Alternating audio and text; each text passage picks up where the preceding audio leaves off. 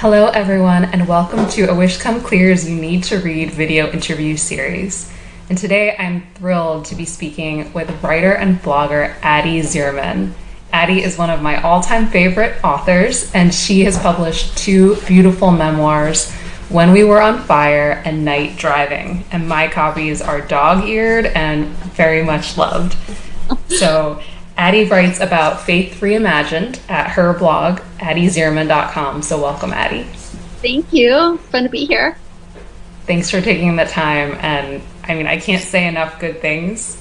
And I'm just so grateful to you for all of your writing and just for being a kindred spirit. Oh, agreed. I have loved getting to know you a little bit lately, too. So Thank you. All right, well, let's dive right in and help some of our readers and listeners get to know you better, too. So your first memoir, When We Were on Fire, it's about your journey from an evangelical poster child to a depressed, angry, raging young adult. It's about getting burned out on one form of faith and seeking another that feels more real and more true. So can you talk about how that book got started and what really led you to write that story? Well, I wrote that book actually in grad school. It was my grad school thesis. I went to grad school just because I had always wanted to get more writing education and stuff like that. My husband and I had just come back from China. A lot of things fell into place, and so I started going to a night program at Hamline University for my MFA. And while I was there, things really sort of fell apart with my faith journey. And we were in the middle of this really fruitless, awful, soul-crushing church hunt, search, shopping, whatever. Mm-hmm. I was starting to really struggle with depression, though I didn't have really language for it yet. Just a lot of things were happening, and I was super mad at God because I felt like He had sort of abandoned me, and I'd done everything right, and I'd done all the things, and He was nowhere, and the church people were mean, and not there was no community for me, and so there was a lot of resentment, and but then I was at grad school. Specifically for memoir, because I really love creative nonfiction. I always have ever since I discovered it in my undergrad. Mm-hmm. And the thing is, when you go to school to learn to write memoir, and you've been a super Christian for your whole life, it's going to come up. And so, I just found that it was what was coming up. It wasn't something I set out to write about. In fact, I kind of went to grad school to break into new territory, but of course I can't. You can't escape your story or who you are. And so I often tell people that grad school was the way that God, I feel like, kind of kept the conversation open with, because I was really at a point where I was ready to run, but I couldn't because I had to write about, being a Jesus freak. So nice. I wrote that over the years I was at grad school in the middle of a lot of therapy. A lot of it was happening as I wrote, and then that became later on When We Were on Fire. I love that. And actually, it's interesting. Until you said that, I had not made the connection that the memoir that I'm working on kind of came out of writing assignments at college, where they had us write about our challenges and our families, and I did not want to go there. But that is so interesting that was, what kept you in that relationship with God, even when you were ready to bolt. Yeah, it's pretty cool. Wow. And so there are so many things to love about your first book. One of the parts that particularly resonated with me is how you wrote about your relationship with your first boyfriend, who you call Chris in the book. And I really appreciated how it feels very honest and it feels very real to me. Some of the control dynamics, some of kind of the psychological, spiritual manipulation, but yet it also feels compassionate toward yourself and toward him. So I was curious, what was it like for you to put yourself back in that place and to write about that particular relationship? Yeah, it's a good question. I think, when I started the writing process during my undergrad, there was a lot of anger there, and a lot of, just kind of discovering how much that relationship in particular, along with everything else, had sort of formed me in certain ways, and just discovering the manipulative aspects of it a little bit more, naming them a little bit more. There was a lot of anger and pain and stuff that came out of that. So a lot of my earlier drafts are quite a bit meaner. Nice, nice. But as the therapy continued and as my own faith journey continued, you know, it was actually a couple of, well, I can't remember how many years, a couple of years after my thesis before I got my book deal. I got an agent quickly, but my book deal took much longer. And so during that time, I was kind of building a faith community, at least in the blogging world, and I was doing a lot of healing. And I think that the compassion that comes through for him was a result of that. Like as I began to understand and I guess forgive myself, I was able to. I mean, he was 17. You know, we're so dumb at 17, and he didn't know what he was doing. None of us knew what we were doing. We thought we all were doing the best that we could, and so I really feel none of that anymore. I think writing really was a road to healing for me about that. What he thinks, who knows? But you know, for me, it was great. So yes, I love that, writing as a road to healing. I totally agree with that. And I just realized I hadn't written this on my initial set of questions, but it's sort of the obvious one. I wanted to ask about your work as the kind of advice columnist slash spiritual columnist at Off the Page, because a lot of people write to you with these very painful faith experiences, and you do kind of the Cheryl Strayed, Dear Sugar, radical empathy from the faith perspective. And yeah, what has that been like for you to be on the other side, like giving the words of wisdom? It's been lovely. There's something really interesting about having a specific person's specific story that you are kind of rubbing up against with your own stuff. It's a lot different than just coming at a topic, you know, on your own. It feels more conversational. It feels more intimate. It feels, I love it. I feel totally unqualified to be doing it. Letting me do it, but it's so much fun. Although I agonize about they take me forever, but in the end, they're always good. So. That's comforting to hear, because they always come out sounding very wise and very focused, but that's comforting to hear that it takes some struggle to get there. Yes, it takes a long time. So yeah. I also think that's sort of the perfect bumper sticker line for the ideal job. I feel completely unqualified and I love it. And so actually that leads to another question that I've wondered about in your writing. So you're really good about kind of diving into some potentially sensitive topics, like you write about your relationship with drinking or with flirting or with doubt, like things that many of us have experienced, but a lot of people don't go there and just kind of stay on the surface. So yeah, I wanted to ask maybe how you decide, all right, is this something I feel ready to share? How does that process go for you? It's a great question. It's a good question. My first book, because it took so long between the writing and the actual putting it out there, I felt pretty ready for it. You know, I was still very nervous and I felt very exposed.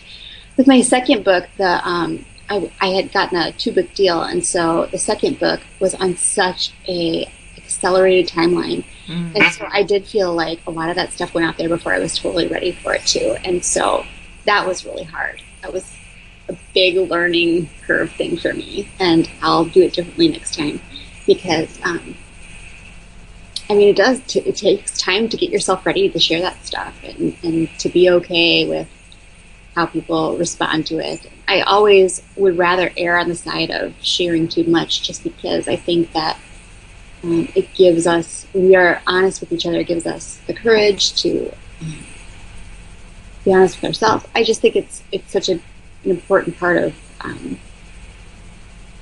our human connection is this honesty and this sharing. However, you know, there is wisdom that needs to also come alongside that. And I feel like I'm struggling with it a lot now because my kids are older. My son Dane is about to be 8. My littlest is about to be 6. And so a lot of the things that consume my own spiritual journey, which is what I usually blog about, have to do with them. And so that feels really different and really tricky. So.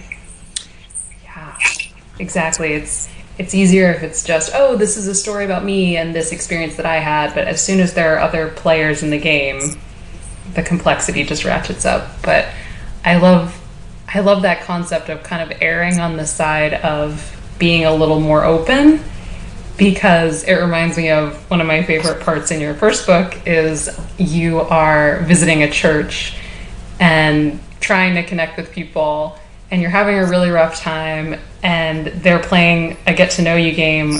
If you were a fruit, what would you be? And you're like, I am dying, basically. And the church people are talking about fruit. And like, I can't handle it. I'm paraphrasing, but that's basically what you said. Yeah. And yes, so in that scenario, it would have been, you know, much more favorable if someone had invited you to have a deeper conversation rather than talking about fruit. Right. Yeah. I know. It's so silly. I mean, and part of it was where I was, you know, but I also think, you know, especially in our own church communities, being the first one to go first, to be like, you know, I don't want to talk about fruit. I'm having the shittiest time. Like, I think that enables other people to be like, oh my gosh, me too, you know, and that is where that community is formed. Not an icebreakers. Yeah. And just diving in, you know. Definitely. And it takes a lot of courage to be that first one to break the ice and dive in.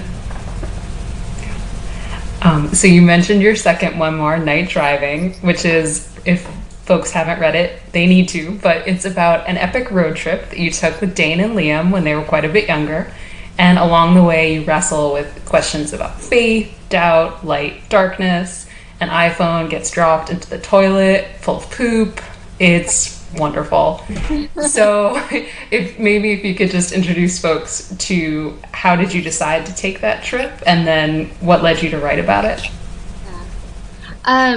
The trip was totally spontaneous. I did not go on a trip to write about it. It was not a writing experiment sort of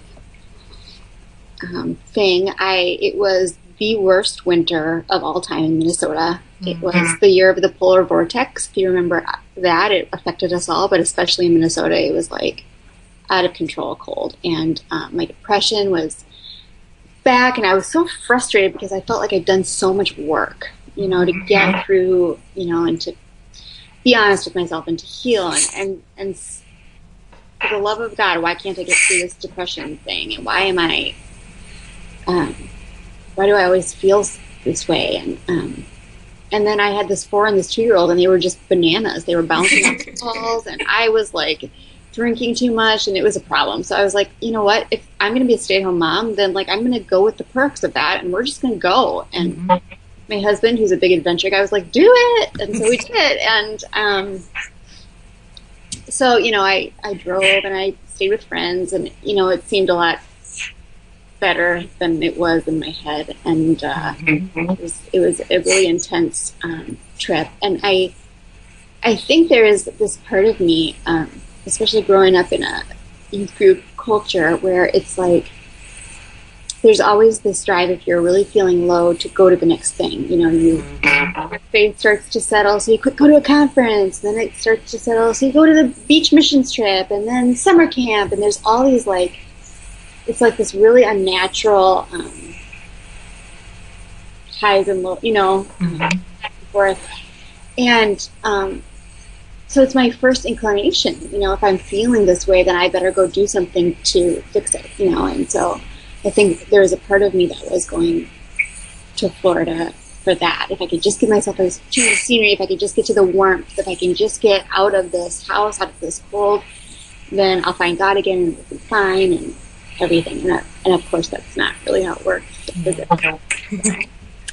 So that was why I took the trip. And I was writing a completely different book at the time for my book. I was probably, I don't know, a third of the way through it, and it was just not clicking. It was several months after the trip, and I was with my writing group, and they were looking at this earlier book that I'd been working on, and it just was not clicking, and I was so frustrated. And one of the women in my writing group said, there's so much energy behind your writing from your trip. Maybe you should think about that. And it just instantly I was like, that's it, because it provided such a not only was it kind of a powerful time for me in my own faith journey, but it provided a great structure. After writing our first memoir about my entire life, I needed to structure. I couldn't go back and do that. So it was kind of fun how it came to be. And nice. Yeah, having a narrower scope does feel very freeing sometimes of, hey, I'm just writing about this 2.5 weeks or however long it was. Do you have a particular favorite part of that or favorite scene or thing that you really felt great about writing? No.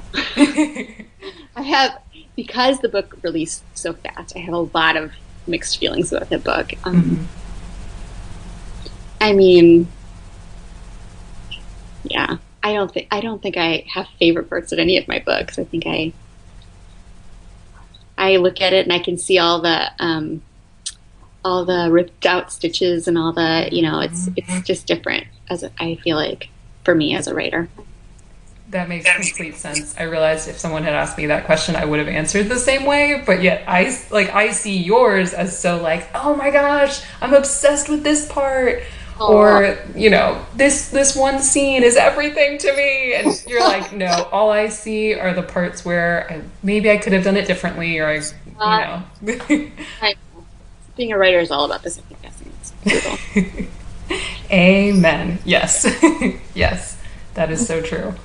Yeah, I loved, I forget where I read this, but I think Liz Gilbert talked about in The Signature of All Things, at one point she realized that there was one character that there were some serious issues with, and she just really felt like maybe I need to take this character out. But then she realized if she did, she'd have to rewrite the entire book. And it's a huge book. It's hundreds and hundreds of pages. And she basically, I think this was in a Facebook essay, she wrote about, I just decided to embrace my highly imperfect book with this character that didn't quite work, but that was it. That was the book I wrote. Deal with it. I can't do it again. Yeah. Exactly. And even things like, I know I'm kind of going on a riff here, but I love all of Charlotte Bronte's books, and the first 100 pages are just so boring. They're just terrible. And that sounds awful, but the pace of her novels is so different from anything that we do today. It's the first 100 pages have to really hook you in, right? It's no, it is not like that back in the day. So perceptions of it can even change over time, for sure. So anyway, sorry, that's my literary geeky side coming out. Fellow English major, let's talk about this. Anyway, so you have written so much about your struggles with traditional spiritual disciplines, I need to read the Bible every day. I feel like I can't do it. I need to pray. I feel like I can't pray, and how to wrestle with that. And so I wanted to ask, what are some of the practices that are working for you right now, and or advice to people who are also struggling with that? It really changes for me. Recently I picked up a Lent book that was all poetry and literature of the Lent season, and that was exactly what I needed. It was so not heavy-handed. It was so just sit with the poem, and that was really helpful for me at that time. Lent was kind of a Lent brings up some feelings for me, so it was just the gentle thing I needed. I've also been using, there's a spiritual formation Bible that I have that has just really gentle questions in the margins. So you can read a verse and think about the question, call it a day, and so I just, some days I just journal, some days I don't journal. I mean, I just have learned to give myself the freedom to have the faith I have and have the journey I have. And I don't know. I guess that takes some time. But you don't have to do anything to make God love you more. And I feel like God will connect with us wherever we can connect. And I am always amazed by how often it just comes out of nowhere, like a TV show or a song or something that I'm not even looking for. So. Yes. Oh, exactly. Like some of my favorite moments in your books are when you are watching The Vampire Diaries or you're listening to Death Cab for Cutie and you're like, oh, here I feel like I met God. Yeah. Like, this is not where I expected. Yeah. But okay. Yeah. I love that. Go with it.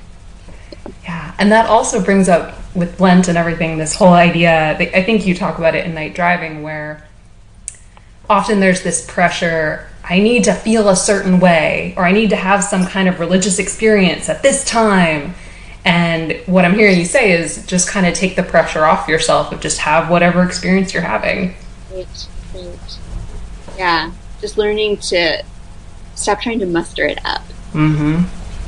Let what happens. I just, growing up the way I did and the way a lot of us did, I think there was your emotional response was sort of a barometer of your faithfulness, which is so silly because not at all. So. Yeah. Wow, that is such a good point. And it reminds me of my own counselor is wonderful about, she'll listen to me describe this problem that I think is very complex, and then she'll just be like, I'll say, well, what should I do? I need to do something. She's like, do you? Yeah. I think I do. I need to do something to fix it. It's like, what if you let it be what it is? It's like, but I need to be in control. Therapists are the best. Oh my goodness. Yes, mine has, I just love this. She has a little tiny tattoo of an ampersand right on her inner wrist to remind her it's like facing her, not facing outward. The whole, like, it's usually both and, not either or. So not having the black and white thinking and the dualism that gets us so stressed out. Love that. Yeah. Yeah, when I saw that detail, I was like, we're going to be okay together. Like, that's what I need in my life right now. So great. So speaking of people who help you to reframe questions, you recently did a post that I really liked, and I know a lot of other people did too, about reframing the concept of self-care as resourcing. And so can you share, why was that shift really powerful for you? Like, why was that so helpful? Yeah, that was a huge paradigm shift for me. It's like one word. But when I think about self-care, I tend to think about indulgence. I tend to think about it's unnecessary, it's a little bit selfish. Yes, I need it, but like it can go to the back burner kind of thing. I think I talked about, if you watch Parks and Rec, Tom and Donna's Treat Yourself Day, like self-care. The concept feels like to me, like, go buy stuff you don't need because you're being nice to yourself. And so because of that framing, a lot of my self-care stuff has been actually that good for me, I feel like crap, so I'm gonna just like go to McDonald's and get French fries because that'll make me feel better for 5 seconds. Right. So it's really easy when you talk about self-care to confuse it with I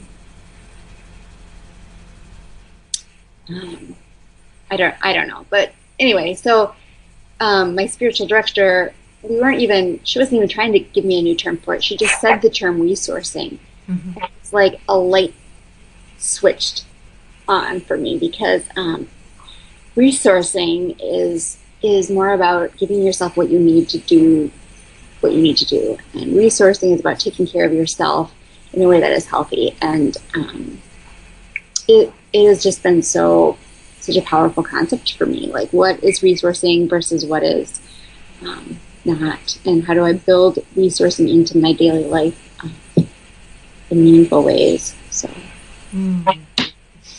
Yeah, nice. Are there some sort of practical things that you've been building in lately, or other than not eating McDonald's as often, or?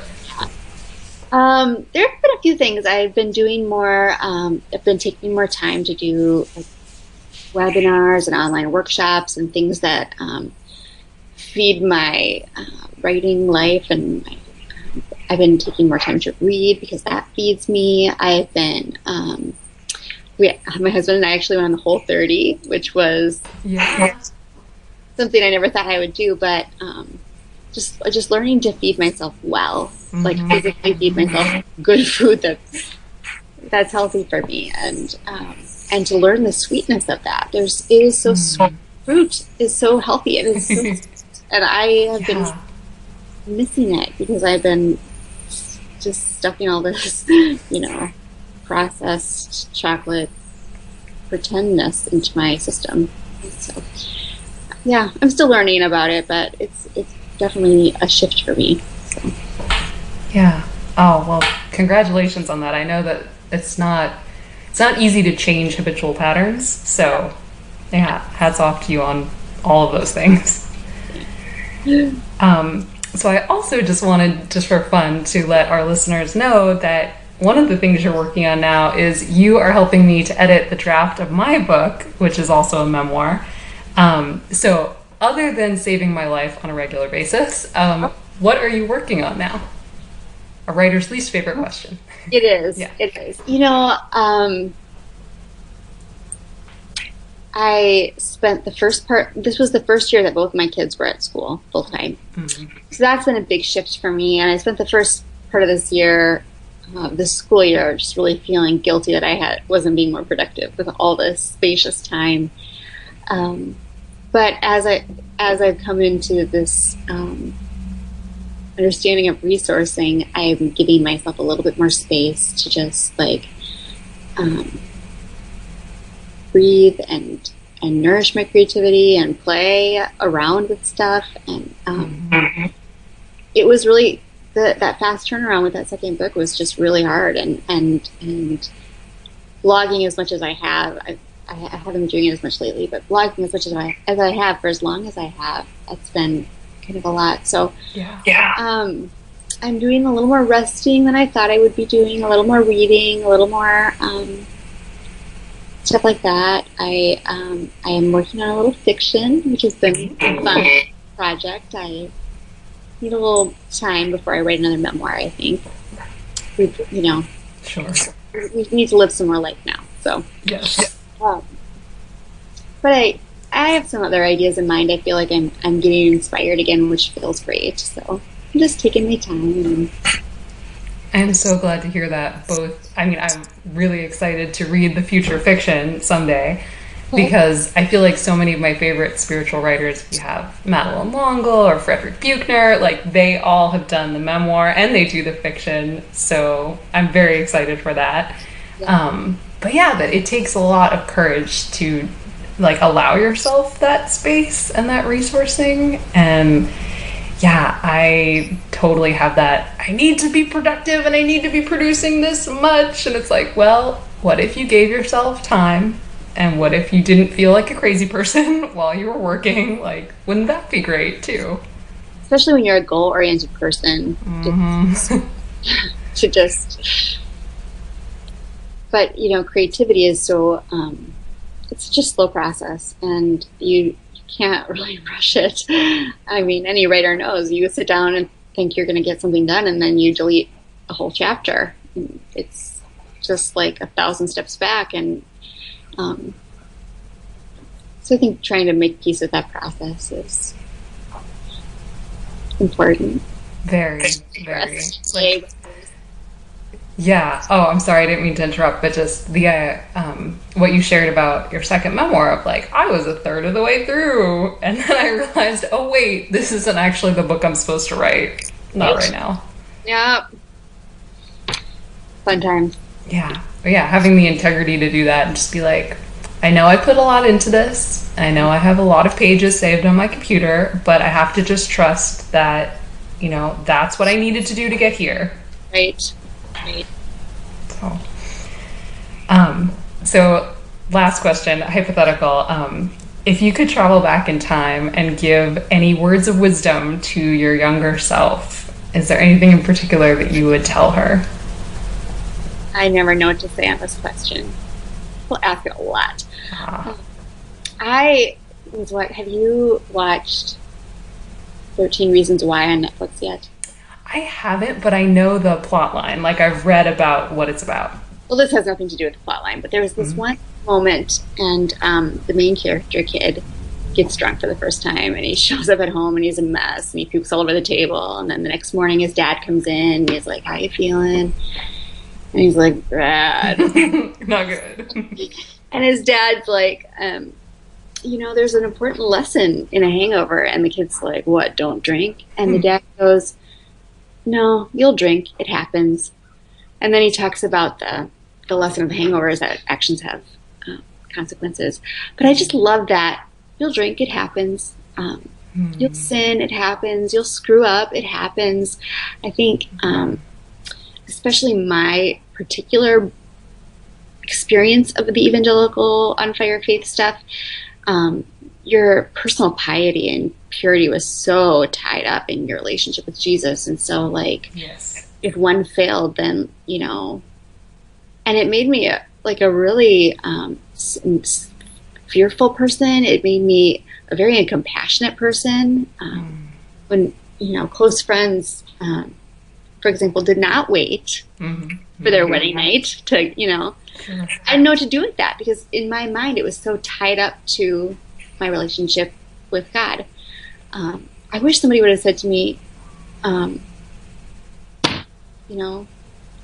you'll make out a lot. It happens. It happens. Yeah. Right? It happens. There, you'll stop feeling God. It happens, and it's okay. It's just part of it. It's okay. I don't know if I would have heard it, but I feel like if enough people had been, I don't know. I feel like with our youth, we're so nervous that they're going to like go off this path, and like I can't really. I don't have teenagers yet, so I know it's coming. It's coming. There are consequences. There are consequences to things, and but I also think that when you go off the path, it doesn't mean that God is any farther away from you. That's where grace comes in. And for people who talk so much about grace, we really didn't do a good job of drilling that into our kids, at least when I was in the youth group. Yeah. Situation. So that's all I've got. That's perfect. That's perfect. And it reminds me, you've written a lot about that cliche, that phrase of if you feel far from God, guess who moved? And how this is the opposite of that, basically. Right. Yes.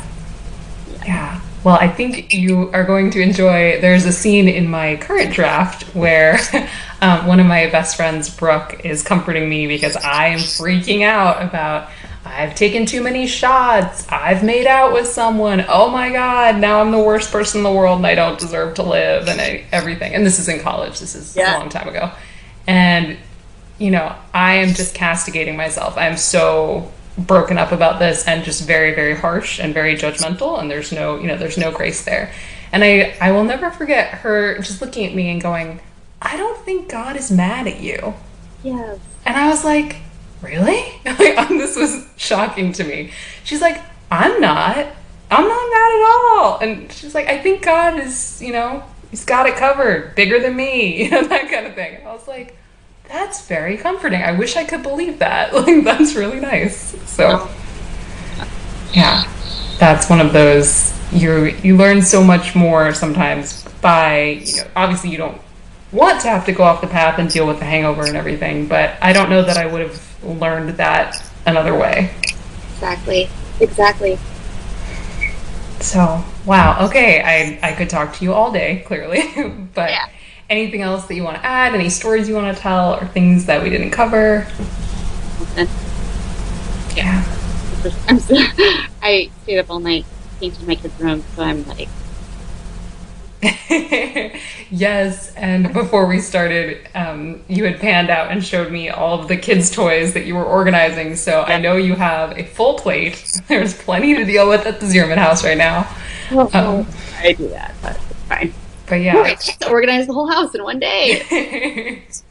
Oh, great. Oh, Yeah. yes, that's another thing I could have talked about here, but kind of the like the violence of expectations that are too high. Like there's this great Thomas Merton quote about how when we try and do too much, it's a kind of violence toward ourselves. And I know I'm so liable to fall into that of no problem, I'll just clean the whole house in one day. And it's like, don't do it. Don't do Can't move my legs. it. Right, exactly. It's like this is not kind. Yeah, definitely. But almost done, so. Well, thank you so much. Yeah. And I can't wait to get this published on the blog. And we will give away either a copy of When We Were on Fire or Night Driving to a lucky reader. So folks can enter in the comments. But thank you so much, Addie. Yeah, great to talk to you. Thanks for having me.